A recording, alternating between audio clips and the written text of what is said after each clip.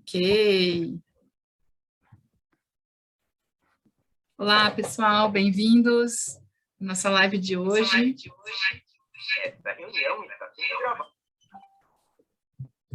Agora sim.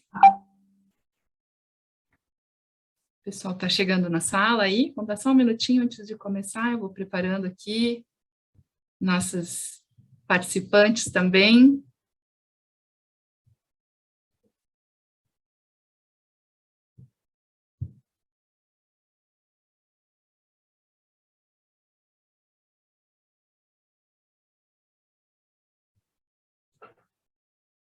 Que legal. Então tá, pessoal, vou começar aqui hoje. Bem-vindas e bem-vindos à nossa terceira live da Semana das Mulheres na Inovação. Aqui, vou pegar o controle. Essa live vai ser sobre a democratização da arquitetura de processos como chave para a inovação. A gente tem uma convidada muito especial com a gente hoje para falar sobre esse assunto. Essa Semana das Mulheres da Hiperautomação é um evento que está sendo realizado pela equipe de mulheres da iProcess, com o apoio da empresa. Então, sejam todos bem-vindos, se sintam bem acolhidos, fiquem à vontade para interagir com a gente durante esta 1 hora de live. Hoje, então, vamos conversar sobre democratização da arquitetura de processos como chave para a inovação. Eu e a Jardane somos profissionais da iProcess, estamos aqui com uma convidada muito especial, que é a Fernanda Moré.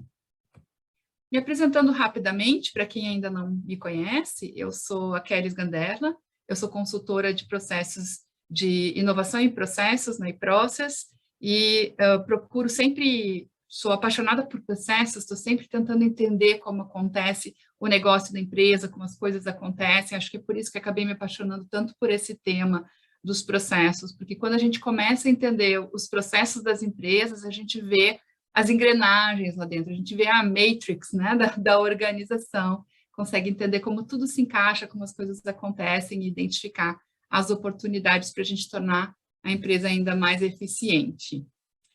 Junto comigo, como mediadora neste evento, está minha colega Jardane. Jardane, se você quiser se apresentar aí para nós.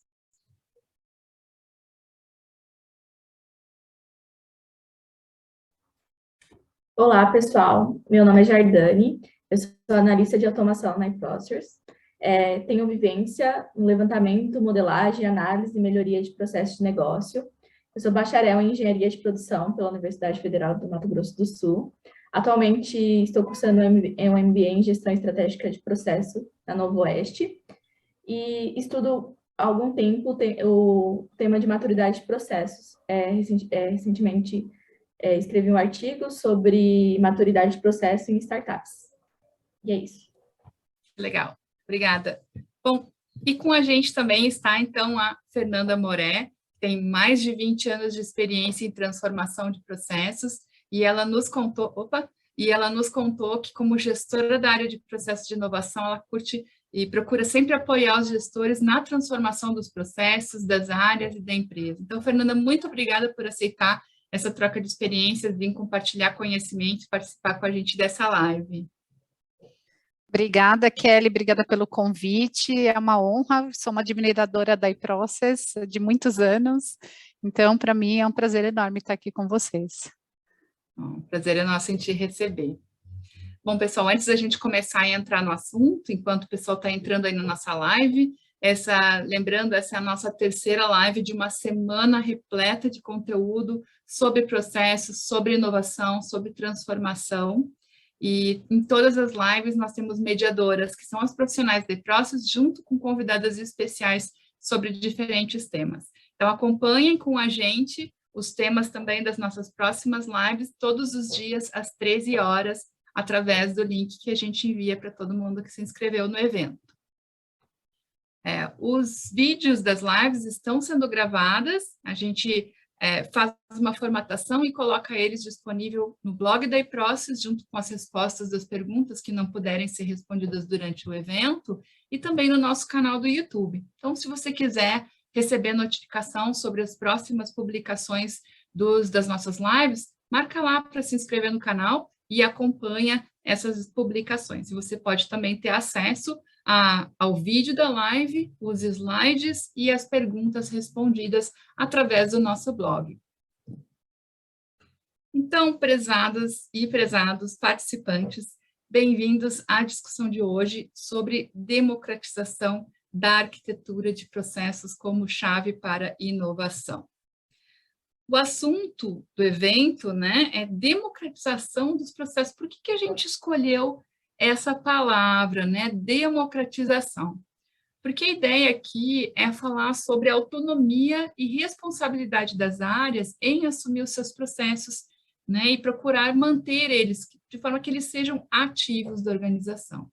A gente está discutindo aqui um nível de amadurecimento organizacional onde, em vez de você ter lá um alto clero, né, como a gente estava comentando antes até da live, eu e a Fernanda aqui, um alto clero, que é, sei lá, o escritório de processos, a área de estratégia, dominando as informações dos processos, controlando eles, na verdade, quando a gente fala em democratização, a gente está falando de um nível de maturidade em que a organização assume essa responsabilidade e se torna protagonista dos seus processos de negócio, não só da execução, mas do controle, da responsabilidade, da gestão. E a Fernanda tem uma experiência muito legal para compartilhar com a gente sobre isso, por isso que ela está conosco nessa tarde. Para a gente entender, né, como que é possível essa democratização, antes de tudo, queria falar um pouquinho sobre como funciona a arquitetura de processos, né? O que é esse conjunto de informações? A arquitetura de processos, ela é um entendimento do conjunto de todos os processos que a organização executa dentro de uma visão estratégica que se desdobra em diferentes níveis de informação. Vou falar um pouquinho sobre esses níveis, só para contextualizar todo mundo que está nos acompanhando aí, né? Então, ela não se trata de uma estrutura formal de documentação, mas é um reflexo do negócio da empresa, de como ele é realizado pelas pessoas que participam. E quando a gente pensa em processo, a gente tem que entender, então, esses diferentes níveis de informação. O nível mais alto, aquele em que a gente consegue ver tudo que a organização está realizando, como que ela tem todas as suas atividades conectadas, é o nível de macroprocessos, onde você tem todas as principais atividades do negócio disponibilizadas em uma visão que permite você ter uma noção estratégica da organização. Tudo o que acontece na empresa está em uma daquelas atividades. É claro que para a gente conseguir ter essa visão holística de tudo que é feito na organização, a gente não pode ter um nível de detalhamento muito grande sobre cada ela. Então, esse mapeamento dos macroprocessos é uma visão integral, mas ela é de alto nível. Quando a gente fala na arquitetura de processos, a gente pensa que junto com esse entendimento dos macroprocessos, a gente tem uma espécie de um microscópio organizacional, em que eu vou baixando o nível de detalhe. Quanto mais eu desço no nível de detalhe, mais informações eu tenho. Então, se eu colocar o meu macroprocesso, pegar uma dessas atividades, colocar no meu microscópio e descer um pouquinho o grau de detalhamento, né, o meu zoom sobre alguma dessas atividades, eu vou ver os processos de negócio que suportam esse macroprocesso. Se eu pegar uma atividade do meu processo de negócio, que é o que mostra de ponta a ponta, né, tudo o que acontece naquele processo de negócio, e colocar o zoom em uma atividade e der um novo zoom no meu microscópio organizacional, eu chego num nível de entendimento do processo, que são os processos de trabalho, ou seja, o que é realizado naquela atividade do meu processo de negócio, que faz parte do meu macroprocesso organizacional. Então, eu tenho ali uma visibilidade do que é feito para entregar um negócio. Se eu quiser um nível de detalhe maior, eu vou colocar no meu microscópio organizacional de novo e eu posso ter um nível de detalhe maior. São os processos operacionais. Os processos operacionais são aqueles que determinam ou definem como é feito uma atividade do meu processo de negócio. E é possível a gente descer até em níveis mais baixos, que vão ao detalhamento das tarefas e cenários. É claro que, dependendo da literatura, você vai ter mais ou menos níveis, mas, em geral, o que eu estou focando aqui não é nível de um subprocesso que vai desdobrando abaixo do outro, e sim, o que eu queria destacar aqui é o nível de informação que se tem nessas camadas aqui, certo? Então, quanto mais eu deixo o nível de detalhe de informação, como em todo microscópio, né, eu estou aumentando o zoom em uma parte do negócio da minha empresa, mas eu estou perdendo a visibilidade do que acontece antes e depois daquela etapa que eu estou discutindo, que eu estou olhando, certo? Por isso que é importante essa arquitetura. Enquanto o nível dos macroprocessos me dá uma visão de big picture, a parte de tarefas e cenários vai me dar uma visão microscópica. E aí, claro, né, aqui no meio, o nível dos processos de negócio vai me dar uma visão integrada das funções de negócio, das áreas, como elas atuam juntas para entregar o negócio. Depois, no nível de processo de trabalho, eu vou ver o relacionamento dos profissionais envolvidos em realizar as atividades do meu processo. E o nível de processos operacionais é aquele que vai me trazer uma visão do passo a passo operacional, certo? Só para contextualizar um pouquinho, trazendo aqui o exemplo da e-process, tá? Que não é o caso que a gente vai discutir da Fernanda, mas para dar um pouquinho de percepção, né? Aqui a gente tem, por exemplo, uma visão dos macroprocessos da e-process, onde a gente tem as principais atividades, né? Que é a geração de negócios, onde a nossa equipe comercial, junto com marketing, faz a divulgação das atividades que a e-process realiza, e quando um negócio se concretiza a partir desse processo, ele pode ser transformado em um projeto ou um treinamento, né? Um projeto de consultoria, um projeto de desenvolvimento ou um treinamento. Então, a gente tem novos processos aí. E a gente tem também processos de suporte. Essa é uma visão bem enxuta, porque a e-process é uma empresa enxuta, né? Mas é o suficiente para a gente entender como que a e-process opera. Se a gente pegar aqui uma atividade, por exemplo, do macroprocesso de recursos humanos, a gente pode descer no nível de detalhe desse processo de negócio e ver de ponta a ponta tudo o que acontece para gerir uma pessoa dentro da empresa. Desde o momento em que a gente tem uma necessidade de uma pessoa, passando pelo recrutamento, admissão, onboarding, o acompanhamento da carreira, a atualização da remuneração, os processos de férias, até o cancelamento do contrato dessa pessoa e aí o desligamento dela, que deve acontecer em algum momento, certo? Junto com outros processos que apoiam esse processo de negócio. Descendo mais um nível em uma dessas atividades, por exemplo, onde a gente tem a avaliação de carreira, eu tenho aqui quem são as pessoas e quais são os trabalhos realizados por essas pessoas para entregar aquela atividade, no caso aqui, de avaliação de carreira do colaborador.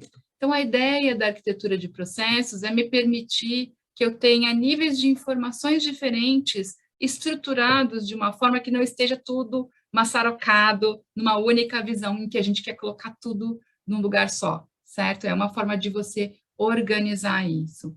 E é claro, né, que isso está conectado até o nível de tarefas e cenários, onde eu tenho um detalhamento maior, mas eu não vou detalhar, não vou mapear, não vou documentar tudo sobre todos os processos e todas as atividades. Preciso de uma boa estratégia para isso. E isso, claro, também está conectado com a maturidade necessária da organização, né, para conseguir se organizar e manter essa visão.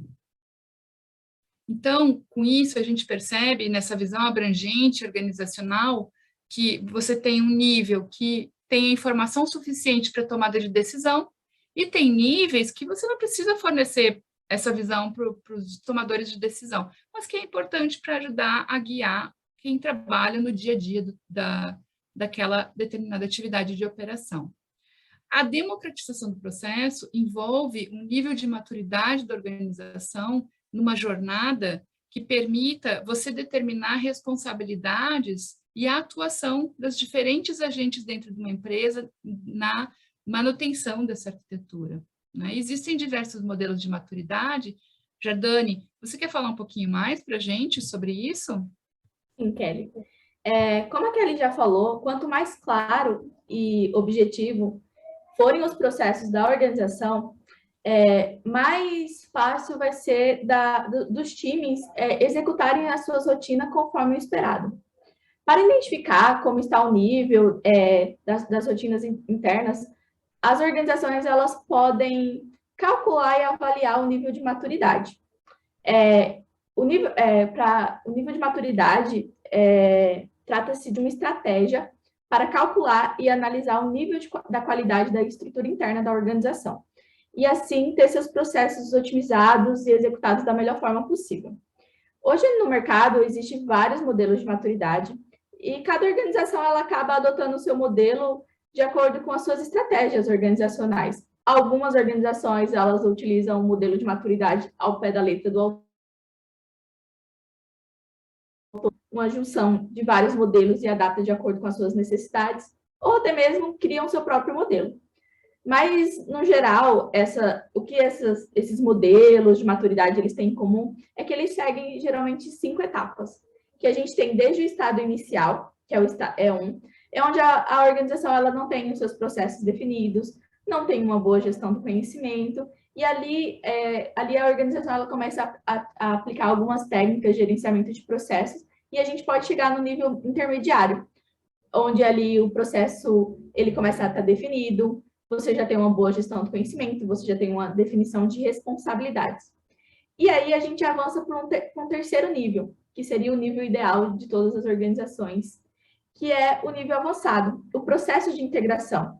Ali a gente já tem processos otimizados, muitas vezes já temos tecnologia para tirar o trabalho do robô das pessoas, temos processos integrados, e aí acontece o grande startar ali do avanço da maturidade, que é as áreas de negócio se empoderam dos seus processos, elas pegam essa responsabilidade para elas são donas do seu próprio processo. Pode passar.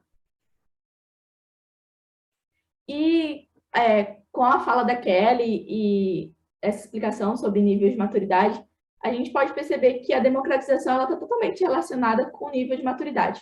Enquanto maior o nível de maturidade da organização, maior é a democratização e a arquitetura de seus processos. É por isso que a gente convida a Fernanda Moré para contar um pouquinho da sua experiência e da sua equipe de processo nessa jornada de empoderamento das áreas de negócio para a inovação da Aliança. Pode falar, Fernanda. Boa tarde, pessoal. Eu posso compartilhar minha tela? Deixa eu... Pode pegar. Vocês conseguem ver? Conseguem ver já? Perfeito. Então, tá bom. Bom, vou contar um pouquinho da minha história e a minha história misturada com a história da empresa. O meu ponto, assim, eu me lembro quando eu comecei, né, a trabalhar, eu me pegava, às vezes, numa situação que eu tinha feito um desenho que era tudo muito amarradinho de processos, né, tudo tão discutido com tantas as áreas, e no final das contas o processo não funcionava na prática, né, e quem é que nunca passou por uma situação dessa, né? Eu me lembro que quando eu trabalhava numa empresa de carga fracionada, e aí a gente tinha feito um processo que era para controle de carga variada. Bom, chegou um momento, tudo bem desenhadinho, todas as áreas envolvidas, o processo não funcionava, e aí quando a gente foi ver, alguém tinha dado a senha para uma outra pessoa, né? A pessoa que eu tinha treinado, que tinha preparado, tinha dado a senha para outra pessoa. Teve um outro processo que a gente fez, que era era um controle de prazo de entrega da carga, né? E aí eu chegava de manhã, poxa, tinha um monte de carga que tinha ficado no chão. Ninguém olhou, tinha um dashboard, né? Processo online, você acompanhava através daquele dashboard a carga que tinha que sair naquele dia, né? E no final das contas não funcionava. Então, isso foi me chamando muita atenção e eu fui percebendo que processos, na verdade, não bastava só eu encadear uma atividade na outra, né? Fazer uma sequência certinha de processos e pensar o desenho do processo de uma forma bem estruturada.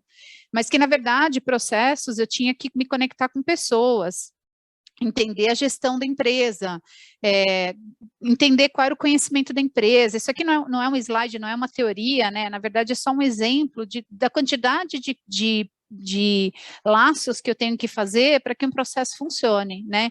Então, o processo, para que ele funcione de fato, ele não pode ser só o desenho. Eu tenho que olhar, na hora de implementar, eu tenho que olhar todo o processo acontecendo, né? E se o processo não funciona, no final das contas, o descrédito cai em cima do desenho do processo, né? Difícil quem olha e fala, nossa, a gestão não estava boa, né? Era o desenho a área que substituiu a pessoa treinada, né? Geralmente é o que aconteceu com esse processo, né? Então, isso me chamava muita atenção. Eu lembro que quando eu entrei na Hamburg Süd, enfim, a empresa é Grupo Maersk hoje, na época que eu entrei era Grupo Hamburg Süd, que foi comprado pela Maersk, então Aliança, então vocês vão me ouvir falar cada hora uma marca, mas é tudo a mesma coisa. Enfim, quando eu entrei no Grupo Hamburg Süd, eu me lembro que a empresa tinha comprado outras empresas, era uma época que o mercado de exportação estava muito aquecido, tinha crescido 30% em um ano, né? E a gente estava fazendo um mapeamento de processo para entender a estrutura, né? Porque as pessoas não conseguiam entender de quem era a responsabilidade. Tinha atividade que tinha 2 pessoas fazendo ao mesmo tempo, né? Assim, 2 áreas se achavam responsáveis pela atividade. Então, realmente era um momento de reorganizar a empresa que tinha crescido demais, né? Num período muito curto. E aí a gente começou a fazer um mapeamento, eu gerei lá, né, a documentação do processo e tinha todos os gaps que nós encontramos no processo, nós documentamos e entregava para a área, entregava um draft lá da instrução de trabalho e as pessoas não faziam nada com aquilo, passava um tempo aquele marasmo, né, e isso me incomodava muito. Aí eu encontrava com as pessoas no elevador, elas me falavam assim, ó, Fernanda, estou te devendo. Eu falava, como devendo para mim? Não, você não está devendo para mim, eu fiz para você. Você não está, isso me incomodava demais, esse eu estou te devendo, né? Olha, fica tranquila que eu vou mexer naquele seu material. Eu falo, mas não é meu, né? Então, isso me fez começar a estudar e tentar entender o porquê que as coisas não estavam dando certo, por que um processo bem desenhado não dava certo, por que um mapeamento que a gente gastou tanta energia, envolveu tanta gente, não estava sendo referência para a área, ela não estava conseguindo usar. E aí foi quando eu me deparei com o conceito de maturidade, que me norteia até hoje, né? Eu assumi outras áreas depois, qualidade, projetos, inovação, e em todas elas, a primeira coisa que eu faço é procurar a curva de maturidade, porque isso, como gestora, me norteia, né? E o que eu quero dizer com isso? A gente tem hoje um modelo adaptado, né, da maturidade, eu uso isso, me referencia, né, muito. Então, como que nós olhamos aqui a curva de maturidade? Então, o processo inicial, uma etapa inicial da curva de maturidade, quando a gente olha para o processo, era muito interessante, eu estou há 17 anos na empresa, e eu gosto muito dessa trajetória de poder ter visto a curva de maturidade crescer, né? Isso acho que é o que eu gosto muito na minha experiência, de ter tido a oportunidade de passar por isso.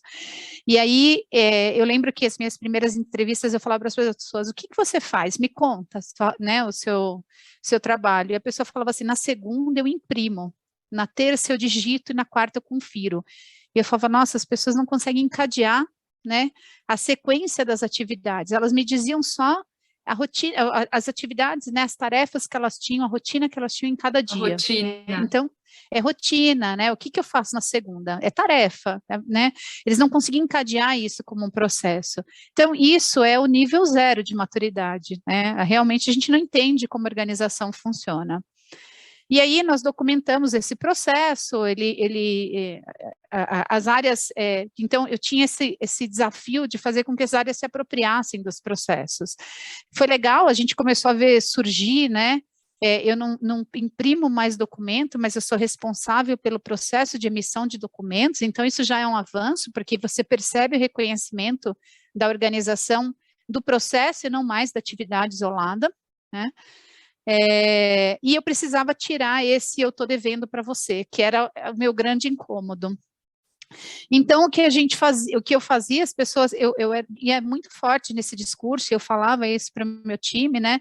Não, você não está me devendo, né? É seu. Se você não quiser fazer tudo bem, não sou eu que vou te cobrar, né? Claro que eu fazia isso com frio na barriga, porque eu sabia que as coisas podiam não acontecer, né? Mas esse dar a responsabilidade para as pessoas é muito importante. Acho que essa semântica faz toda a diferença, né? Da gente, para que a gente não assuma um papel que não deve ser nosso, que deve ser da organização, deve ser do líder, né? E o estigma também, né, Fernanda, de ser desenhadores de caixinhas. Exato, eu estava lá para fazer o processo acontecer e não para desenhar um processo, né? E isso eu trabalhava muito com o meu time, né? A gente está aqui para fazer acontecer. Então, se a gente está desenhando o processo, passou um elefante na frente, eu vou cuidar do elefante também, mas eu tenho que fazer o que eu vou fazer para esse processo funcionar, né? E eu sempre brinco com o RH quando eu vou selecionar alguém, eu falo assim, eu quero alguém que não faça o que eu pedi, que faça as coisas acontecerem, né? A pessoa tem que ter essa autonomia, tem que ter essa vontade de fazer a coisa acontecer. E, enfim, uma vez que a gente conseguiu definir, então, os processos, nós começamos a definir métricas. Então, era pegar uma área de exemplo, né? E essa área começou a ter indicadores. Aí, esses indicadores, no começo, não eram gerenciados, né? Tinha lá num painel bonito, mas as pessoas não gerenciavam.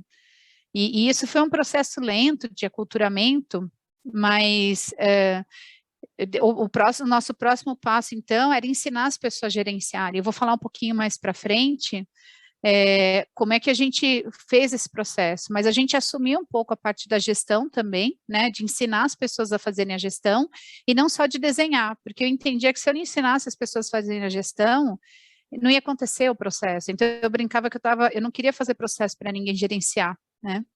E aí depois vem o nível otimizado. O que eu quero dizer com isso? Uma vez que você conhece a organização, por exemplo, nós fizemos uma centralização de áreas. A centralização de áreas só é possível porque eu sei quais são como funciona o processo, quais são os desafios que eu vou ter dentro de uma centralização, né? Isso eu só conheço, quais são as métricas que eu tenho, né? E que métrica eu tenho e que métrica que eu quero ter centralizando, e qual era o benefício dessa centralização? Eu tinha áreas, eu tinha escritórios muito pequenos em alguns lugares, né? E aí você, assim, quem tem uma pessoa não tem nenhuma, não tinha backup, né? Você não conseguia, por exemplo, especializar a pessoa numa atividade. Então, eu tinha pessoas fazendo atividades ativas e reativas, né? Ao mesmo tempo que eu estou digitando, eu estou atendendo telefone. E se você tem uma estrutura muito pequena, você não consegue especializar as pessoas ou dividir processos que são de naturezas diferentes, né? Uma atividade ativa e uma reativa não conseguem conviver na mesma pessoa, porque eu faço uma, eu faço outra, né? Então, a gente só conseguiu fazer esse tipo de mudança organizacional mais estruturada porque a gente tinha um conhecimento muito grande dos processos, da performance deles, né, de quem eram os responsáveis pelo processo, quem era a estrutura. Então, foi assim que nós lemos a curva de maturidade aqui, né, dentro da empresa. E, para mim, a curva de maturidade, ela tinha um significado muito forte de que era saber qual era o meu alvo, né, onde é que eu tenho que mirar. E aí eu olhava assim, eu me lembro que todo ano eu olhava para aquela curva assim no final do ano, eu falava, o que eu tenho que fazer ano que vem, né? Era a base do meu planejamento, o que eu faço ano que vem, quem é a minha próxima aliança, que eu tenho que fazer aliança com a RH, eu tenho que fazer aliança com a TI, né, onde é que eu tenho que me encaixar nesse universo para que a gente possa crescer nessa curva. Qual é o nosso discurso agora, né, a partir desse momento? Assim, uma coisa, só um ponto interessante, assim, as pessoas falam assim, pô, mas se a organização vai se apropriando desse conhecimento, a gente nunca fazia processo olhando, eu faço, eu te entrego um resultado, eu fazia com a área, eu queria ensinar a área a fazer, né? Então, as pessoas falam assim, pô, mas você vai ensinar a área a fazer, amanhã ela está fazendo e você faz o quê? A gente cresce junto com a empresa, né? A nossa responsabilidade aumenta a partir do momento que a empresa cresce. Então, a gente só tem a ganhar, passando conhecimento e ajudando as áreas a fazerem aquilo que eu fazia inicialmente. Hoje as áreas fazem, não sou eu mais que faço. Óbvio que tem áreas com menor maturidade, ainda presto suporte, mas o nível de complexidade dos meus projetos aumentaram, né? Isso aqui é só um exemplo, não dá para ler, a ideia não é ler aqui, mas mostrar para vocês como é que a gente acabou pegando a curva de maturidade, adaptando bastante, então eu quebrava, né, a gestão de performance, aí eu fiz uma parceria com a RH, eles pediram, vamos olhar engajamento, como que tá, né, porque na época eu era responsável também pela área de qualidade, e isso me dava a possibilidade de auditar. Então, já que eu tinha que auditar processos, né, eu tinha que auditar na qualidade, como é que estava a gestão da qualidade, a qualidade é resultado de um processo bem gerenciado. Então, para mim, gerenciar, entender como que estava o gerenciamento desses processos, como que está a maturidade de gerenciamento desses processos, me dava uma bagagem muito grande para saber como falar com a área, né? O que eu tenho que trabalhar com a área, o que eu tenho que estimular, o que a gente tem que propor para a diretoria de mudanças, né? Então, para mim, como gestora, era um grande guia. Isso eu usei muito internamente como um guia de desenvolvimento da área, né, e da empresa. Aqui eu fui trazendo alguns pontos que foram chaves para mim nesse processo de transformação, né? Então, a área ela tem que ser a área de processos, ela não pode ser a dona do processo. Eu não posso sentar do lado da área e parecer um guru que faz tudo, a área fica assistindo, falando como é o processo, ela não entende, né? Assim, a pior coisa que tinha para mim é quando eu desenhava um processo e a pessoa fala assim, Fernanda, eu não entendi, mas eu confio em você. Eu falava, nossa, está tudo errado, né? Ela tem que participar, ela tem que entender. Então, para mim, se a pessoa não entendia um fluxo, na época eu usava EPC, né? Eu não usava BPMN, quando a gente começou esse trabalho, a pessoa não entendeu, então tá bom, vamos fazer no PowerPoint, quer fazer aqui, descreve o processo, eu vou escrever aqui, né? Mas eu preciso que você se aproprie disso, você precisa entender e participar. Entender, acho que a Kelly falou dos níveis de maturidade, né? Então, desculpa, dos níveis de processos, né? Se você vai para um nível de detalhe maior ou menor, isso é muito importante, porque se você tentar mapear um detalhe muito grande para uma área que só queria entender o macro da área. Às vezes o gestor chega e fala assim, eu assumi a área agora, né? Eu quero entender, eu estou transformando, estou reorganizando a área. Tem um projeto assim agora acontecendo, né? Eu estou reorganizando a área e eu quero entender tudo que a gente tem aqui, juntou 2, 3 áreas aqui, tem muito processo que eu não sei mais o que está acontecendo. Se eu for no nível de detalhe muito grande, eu estou fugindo da expectativa dele. Eu preciso entender qual é o nível de detalhamento que eu tenho que entregar para ele, né? E essa área especificamente, eles falam assim, eu queria manter essa documentação. Pô, não adianta eu pegar uma ferramenta, um fluxo que eles não sabem desenhar, não dominam, não adianta eu pegar um Visio ou qualquer outra ferramenta que eu vá usar, que a área não vai conseguir manter. Então, a gente está fazendo em PowerPoint, está tudo bem, porque o objetivo desse material é virar um material de documentação da área, né, vivo, para treinamento, para a organização deles, né? Então, eles precisam dominar. E aí, uma coisa que a gente errou aqui no início foi que só a gente usava uma ferramenta muito cara na época, e era uma ferramenta que somente a área de processos tinha licença, por conta do valor que era a licença. Bom, conclusão, as pessoas começaram a fazer material paralelo, né? Porque eu preciso agendar um horário com a Fernanda, que está atendendo a empresa inteira, e aí só ela domina essa ferramenta, só ela desenha um fluxo. Bom, então eu vou fazer aqui no PowerPoint, vou fazer no Excel, vou fazer na ferramenta que eu tenho acesso. E aí a gente percebeu que começou a descolar, né, o que a gente fazia. Então foi legal, as áreas estavam se apropriando, eu estava muito feliz, ao mesmo tempo eu estava frustrada porque eu estava descolando, né, do que a gente estava, do que a gente estava tentando implantar, tá? Então, eu acho que o cuidado em tornar a área proprietária do processo, envolver ela, e a gente não sentar como um guru do lado da área, né, e fazer coisas que eles não entendem, isso para mim é muito importante. Outra coisa que foi super importante para a gente foi comunicação e autonomia. As áreas tinham muita autonomia nos processos, né, então, às vezes a gente tinha até um pouco de ciúmes, né, porque eles mudavam, poxa, acabei de mapear, eles mudaram tudo, nem chamaram a gente, mas isso é ótimo, né, isso faz parte da curva de maturidade, eles têm que ser cobrados, eles têm que ter autonomia de mudar o processo. Foi um processo de entendimento para mim, para a equipe, né, de entender o nosso novo papel, essa transformação, mas hoje eu vejo o quanto essa autonomia foi importante e eles irem se apropriando dos processos e terem a liberdade, não ficarem dependendo da gente. Isso significa que a gente pode dar um passo maior e assumir uma complexidade maior de projetos. Porque, como eu falei, no início, a nossa maturidade era tão baixa que ela não permitia que a gente fizesse processos complexos. Conforme a maturidade cresceu, eu conseguia olhar projetos mais complexos, porque eu tinha entendimento para isso, para automação, para a reorganização estrutural da empresa, né? Então, esse entendimento do nosso papel, dessa transformação, é muito importante. A autonomia foi importante para esse processo de transformação. E a comunicação de bons cases, né? Então, tanto aquela área que começou a gerenciar indicadores primeiro, aquela área que fez uma transformação no seu processo, comunica, né? A gente usa intranet, bota na intranet lá, bota no... valoriza a área, né? Eu tive um jornalzinho, uma época que eu gostava, um texto que eu fazia, que chamava Coisa Boa é para se Mostrar, né? Porque a gente contava cases para as pessoas olharem e se inspirarem. Pô, se o cara está fazendo bem, está dando certo, ele está sendo valorizado, deixa eu fazer igual. Um outro ponto que para mim foi muito importante é o reconhecimento e metas. Nós tínhamos um programa chamado Cockpit, hoje ele foi se transformando com o tempo, ele durou 10 anos, mas ele foi importante nessa curva de maturidade. A gente percebia quando eu tirava o indicador de lá, ele não se sustentava, porque as pessoas estavam focadas naquilo, elas tinham um objetivo muito claro.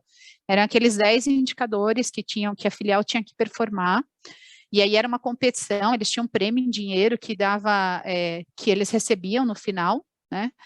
Mas no final do ano, né, para aquela filial que tinha performance, mas então eles tinham autonomia, meta e tinham um programa de reconhecimento. Tudo isso fazia com que eles fossem estimulados para melhorar e transformar os seus processos. Outra coisa que foi muito importante, como eu comentei, assim, eu ficava frustrada porque eu falava, estou fazendo processo para ninguém gerenciar, né?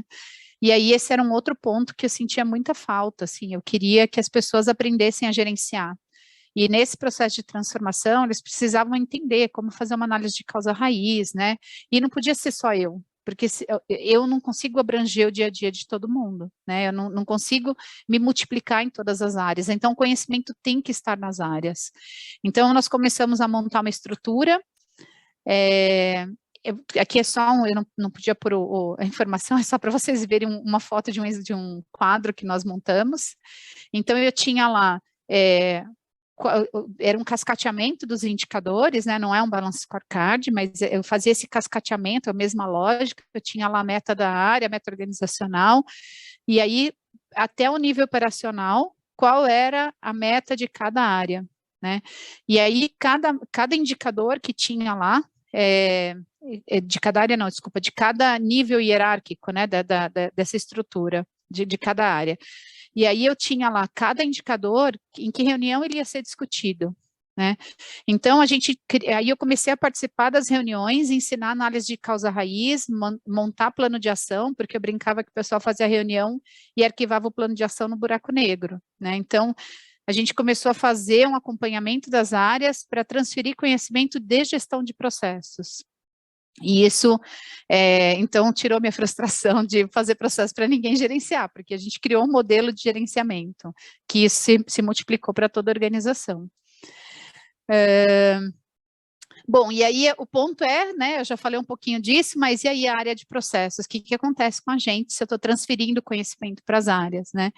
Nós começamos a ser mais consultivos, trabalhar com projetos mais complexos, nós orquestramos mais do que estamos nos processos mais simples de dia a dia.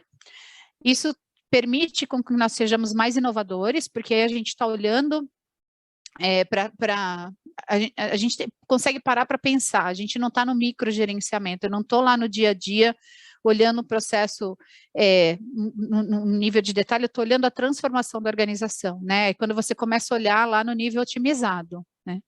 E eu atuo muito hoje em processos entre áreas, os processos de cada área, em geral, eles chamam a gente para processos mais complexos, mas em processos entre áreas eu acabo atuando um pouco mais, né? Porque é onde você tem interface, você tem definição de responsabilidades, onde o cara não consegue sentar sozinho para pensar no seu processo, né? Ou com a sua equipe.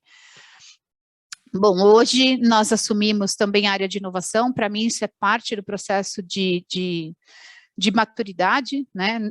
A área de inovação não necessariamente é ligada à área de processos, mas para nós foi um processo de transformação.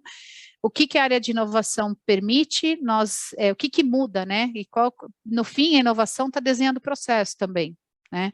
A diferença é que aqui eu consigo dar voz aos intraempreendedores, então eu coleto ideias com eles de forma estruturada, eu tenho jornadas de intraempreendedorismo, onde eu coleto as ideias com eles, e eu busco soluções fora da empresa. A gente geralmente olha muito o desenvolvimento das soluções dentro da empresa, e aqui eu começo a olhar para fora, né?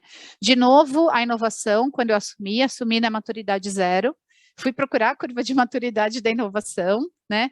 E estou entendendo, para mim, o intraempreendedorismo, eu tenho que levar a empresa para um ponto onde eu não preciso mais estimular a empresa, eu não preciso fazer uma jornada.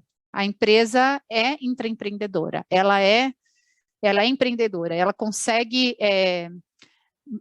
renovar os seus processos sem que eu precise provocar uma jornada e cutucar todo mundo para que as coisas aconteçam, né?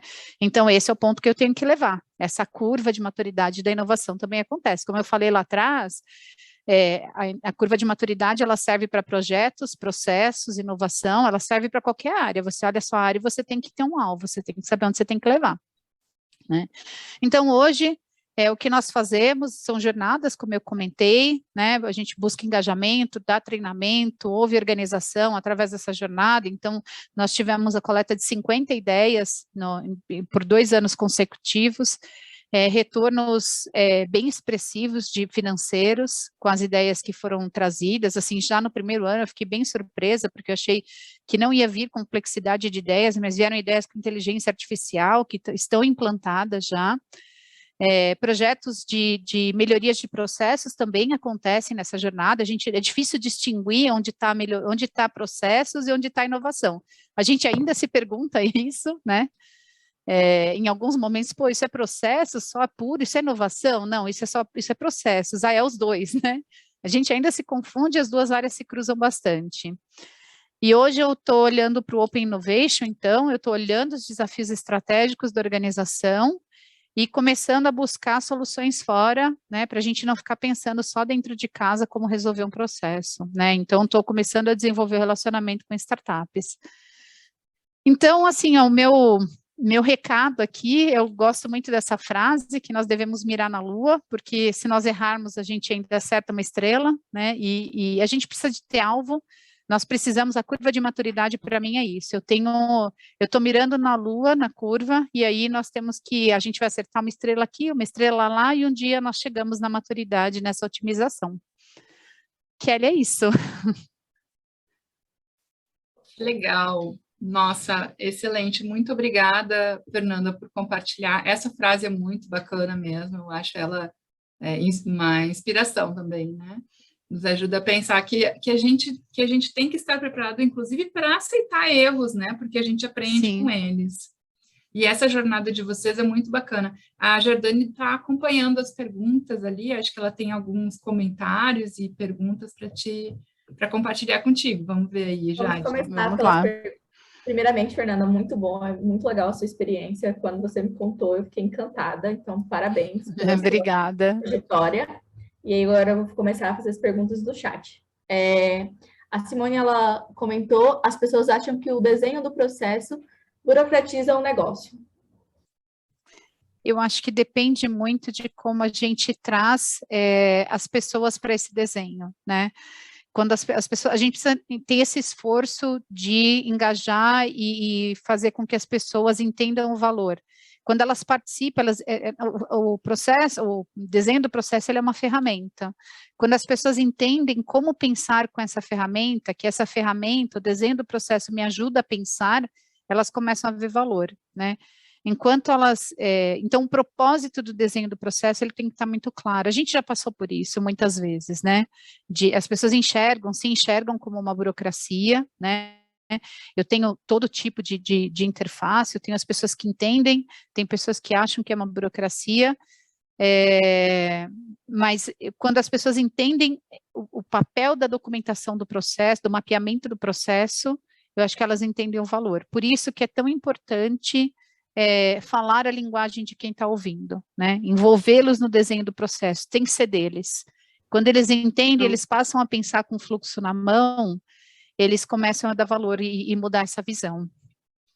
Eu até queria comentar aqui também, a gente tem um grupo de chat dos ex-alunos que fizeram os cursos da iProcess, e às vezes rola umas discussões muito legais. Um dos nossos membros comentou, olha, eu estou tendo um problema que é muito parecido com aquela questão de eu estou te devendo, que você comentou antes.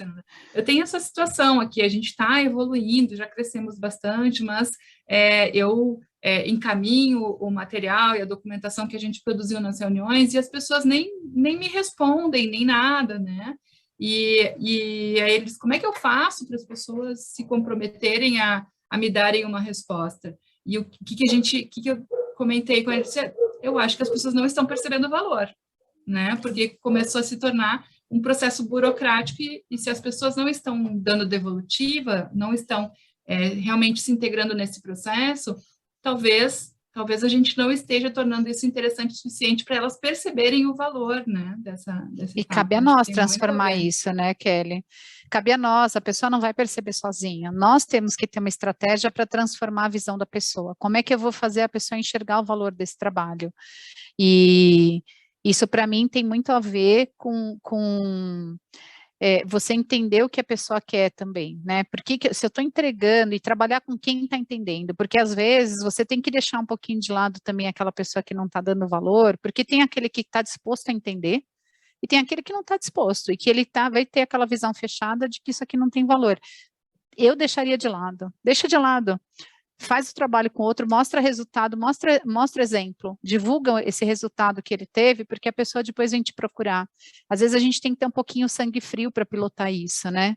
Eu lembro que tinha áreas, teve uma vez que eu parei de cobrar revisão de instrução de trabalho, e aí eu passei assim um ano sofrendo, eu falei, nossa, nós vamos perder tudo, vai tudo para o buraco, né? E aí passou um tempo, assim, no começo as pessoas falavam, estou te devendo, eu falava, não está me devendo nada. Só que chegou uma hora que as pessoas me encontravam no elevador e falavam assim, Fernanda, estou precisando tanto, porque virou uma bagunça. Eu falava, agora você entendeu. Né? Então, às vezes tem que ter um pouquinho desse sangue frio para pilotar isso e a gente conseguir ter uma estratégia para transformar a visão das pessoas. Legal. Ô, Jade, traz aí os comentários que estão ligados com essa conversa. A Juliana ela fez um comentário aqui que acho que tem tudo a ver com o que a gente já estava falando, que na verdade muitas pessoas pensam que o processo é apenas ter um desenho no papel. Ainda falta muito maturidade em algumas empresas, isso é verdade, né? Algumas pessoas acham que exatamente é só o desenho e não precisa fazer mais nada com aquele desenho, engaveta aquele fluxo na gaveta. E não enxerga como ferramenta, né? Sim, como uma ferramenta de trabalho. Ela também, a Alessandra comentou que a gente também, às vezes, acaba se apegando muita anotação e não transcrevendo esse processo para a área, né? Se a área não está entendendo com a anotação, da gente fazer essa adaptação. A anotação, ela é importante, mas às vezes a anotação, ela precisa, porque eu vou ter uma interface com a TI, eu vou ter que entregar essa anotação, né? Mas às vezes você pode falar uma linguagem diferente com a área, porque o objetivo permite, né? A Fernanda perguntou se essa gravação vai ser disponibilizada. Sim, Fernanda, a gente vai disponibilizar depois no nosso blog, no nosso canal do YouTube. A Denise perguntou, você acha que é possível desenhar um processo de governança da inovação na empresa? Sim, é processos também, né? Na verdade, ter a governança, para mim é um desafio ainda, a governança, né? Nós passamos por muitas transformações na empresa e a gente vem no processo de redesenhar a governança na inovação, em processos também, entender essa realidade, mas faz falta, né? Se a gente não tiver a governança desenhada, faz muita falta. Então, como que é um processo quem é responsável pelo processo, quem, né, tem que ter essa voz uniforme de quem é a responsabilidade, eu não posso brigar sozinha, né? Então, no fim, é um desenho de processos também. E eu acho que muitas organizações se preocupam muito com os seus processos operacionais e esquecem justamente de refletir sobre os processos para gerenciar, né? Eu lembro no começo, assim, que eu falava, vamos mapear o processo do coordenador, as pessoas achavam absurdo, Não, não, gente, é mapeável, sim, né? E aí, com o tempo, isso foi amadurecendo a nossa visão também, e a gente foi começando a olhar para o processo de gestão também. O Samuel, ele comentou, parabéns pela explanação. Como padronizar softwares a fim de reaproveitar desenho entre as áreas, normalmente pelo BPMO? Vejo sempre diversas iniciativas individuais, o que normalmente ocorre em organizações com nível de maturidade baixo. Primeiro, obrigada, Samuel. Eu não tenho, assim, a parte de padronização, a parte de software, não está muito embaixo do meu guarda-chuva. Eu demando muito do time de desenvolvimento, né? Atuo muito com eles, mas essa governança não está na minha mão, né? Então, não sei se eu consigo te explicar, te falar direitinho, mas eu acho que essa visão sistêmica, para mim, é o que mais contribui.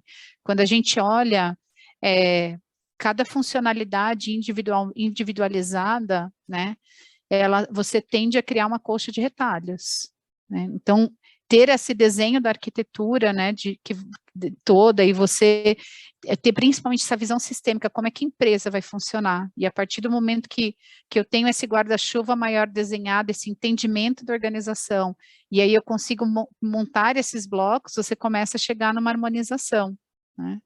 Então, para mim, parte também do processo desse entendimento sistêmico da organização.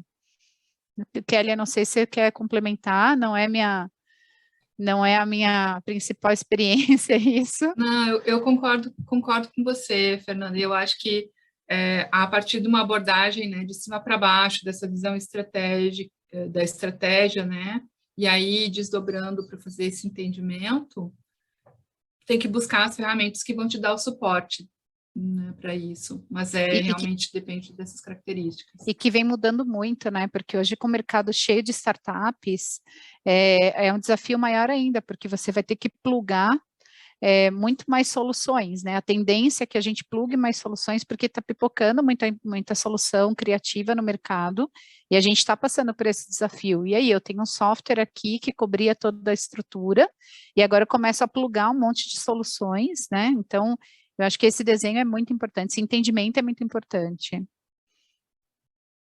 Acho que a gente tem um momento para mais uma pergunta, né? Sim. A última pergunta que foi feita no chat da Hilda. Uma vez conseguindo o envolvimento das áreas para o mapeamento dos processos, como se vislumbra a automação dos processos culturalmente? Olha, a automação de processo sempre andou junto com os processos, né? No início era muito mais mapeamento, entendimento, mas conforme a maturidade foi crescendo, a automação, ela surge quase que naturalmente, porque você começa a entender a ineficiência da área, né? De uma área no nível 0 de maturidade, você nem enxerga a ineficiência. Quando você começa a dar visibilidade de indicadores, você começa a entender, medir processos, né?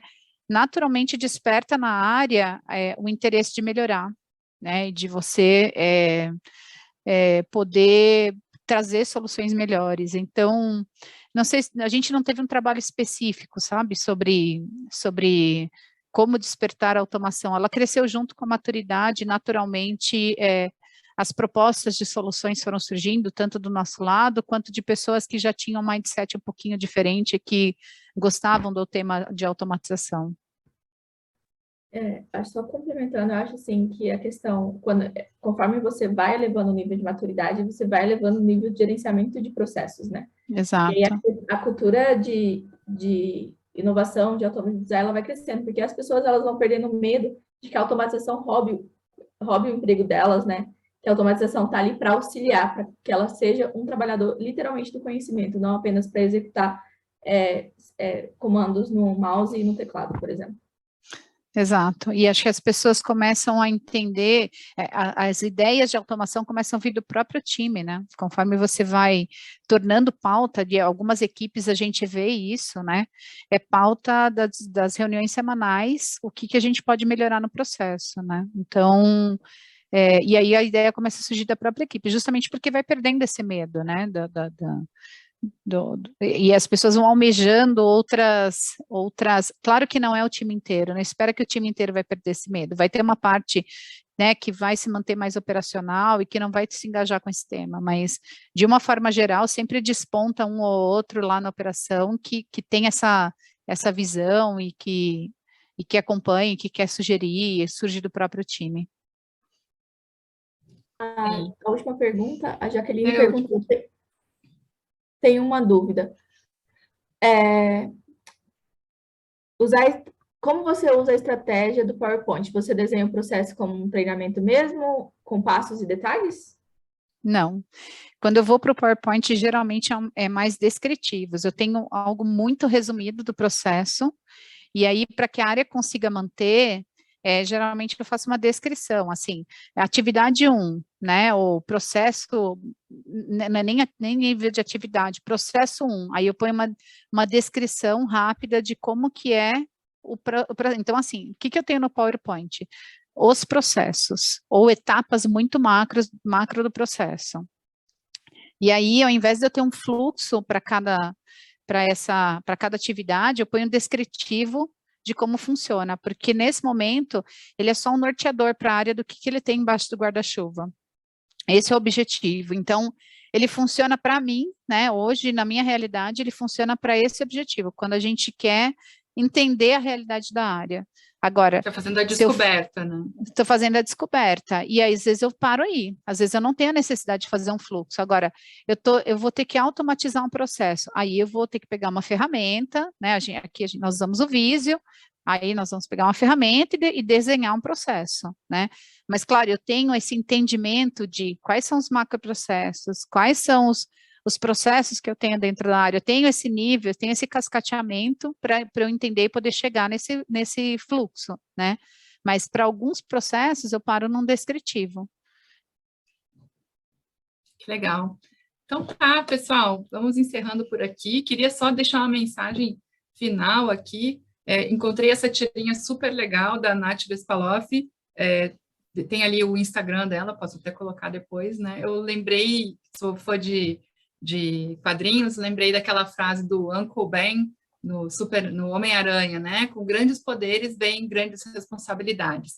E ela fez uma reflexão importante na tirinha. O contrário também é verdadeiro. Quando você traz responsabilidade para você, você ganha o poder de mudar a sua realidade. Acho que a grande mensagem do que a gente está discutindo nessa live é isso, né? Quando você dá o poder e quando você dá a responsabilidade para as áreas de negócio sobre os processos dela, você também dá o poder para elas de mudar a sua realidade, de fazer a transformação acontecer de verdade. Então, Fernanda, muitíssimo obrigada por estar aqui com a gente. Eu só queria dar uns últimos recados especiais, então, para quem perguntou, né, sobre a gravação, sim, ela vai ficar disponível no nosso blog, então acompanhem lá, blog.iprocess.com.br, tem centenas de artigos sobre BPM, sobre processos, sobre RPA. A gente também tem um podcast da iProcess com algumas interações muito legais, eu convido vocês também a acompanhar. Na iProcess Education, a gente tem vários treinamentos na área, que pode ser de interesse para quem está avançando nessa carreira. E, claro, também o vídeo vai estar no nosso YouTube. Então, marca o sininho lá para receber as notificações dos próximos vídeos, inclusive dessa live. Gente, muito obrigada. Fernanda, gratidão enorme pela tua participação aqui com a gente, super rica. Valeu mesmo. Eu que agradeço, e se alguém quiser bater papo sobre processos também, pode me procurar no LinkedIn. Adoro trocar figurinhas. Então tá, é isso aí. Tchau, pessoal. Tchau, pessoal. Obrigado. Obrigada.